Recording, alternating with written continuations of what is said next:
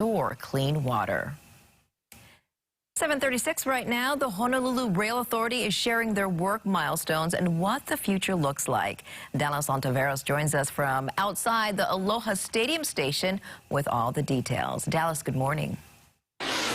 Good morning, Christine. Yep, we're covering a lot of ground when it comes to the rail and what the future looks like. And still hanging out with us is our friend Lori Kahikina, a professional engineer and CEO and executive director of HART. Thank you so much for hanging out with us, Lori. We appreciate your time. Absolutely. Thank you for having me. So you shared a lot of progress with us this morning, but of course, with progress does come the challenges. Correct. And the recent one that we've been following are the cracks in the hammerhead columns. So for those viewers who are just hearing this for the first time or who have questions about it, can you just give us a whole story on what's behind Absolutely. that? So the hammerheads, if you look off in the distance, that's the T that is actually supporting the stations.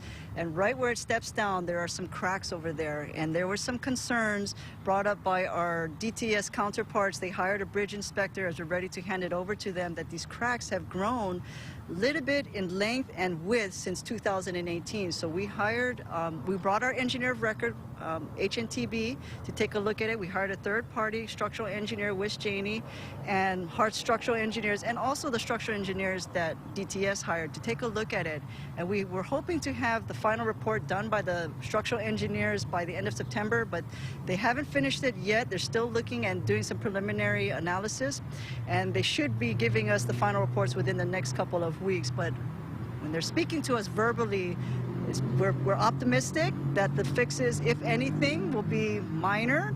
There's about 11 to 12 hammerheads that are affected on the west side, and they're telling us that most of them will not have to be retrofitted. It is safe according to their calculations, but maybe about 5 or 7 of them might have to have something more extensive done to this. So they're looking at 2 different options on how to do the retrofit. So I'm hoping within the next couple of weeks we get something more definitive on what exactly the retrofit is and how long will it take. Absolutely. It takes time to make sure everything goes by smoothly, and absolutely overall safety when it comes to these columns. Something else that we want to talk about too is just, when we look at the rail itself, everyone has that question everyone's been asking: when can we ride on this rail? When will it be completed? Oh, absolutely. My dad hounds me all the time. When can I get on that train? So the trial running is going right now. As you mentioned earlier, you talked about, we have the emergency mock drill on Saturday. Once we get through all of the trial running drills, that's the trial running period. We're hoping to get that done before the end of this year and hand this over to DTS in the first quarter of next year. But the caveat is those hammerheads. If the hammerheads take longer than the trial running, we will not hand this over to DTS. As you mentioned, safety is paramount. So right now, sorry, that was a long answer. To answer the question, we're hoping by the first quarter of next year, people can get on this for revenue service. We can't wait. I want to go live here on Wake Up Today on the rail itself. Me and Bob have been waiting for a long time. And just to wrap this up, you know so much information, and we just want to know, what made you want to become an engineer? Who inspired you?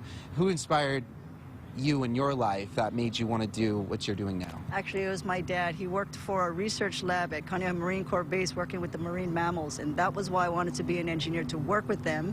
They ended up closing up shop and moving to San Diego. Well, I'm a local girl, so I wasn't willing to move. So I said, well, I'll finish my degree and continue, and engineers solve problems, and that's what I love to do. So these hammerheads, the wheels, the tracks, I love solving the problems. So that's what engineers do.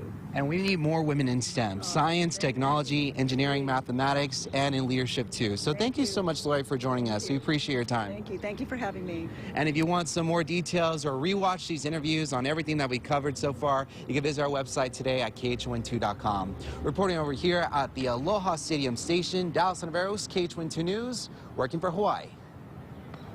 All right, thanks for those details, Dallas.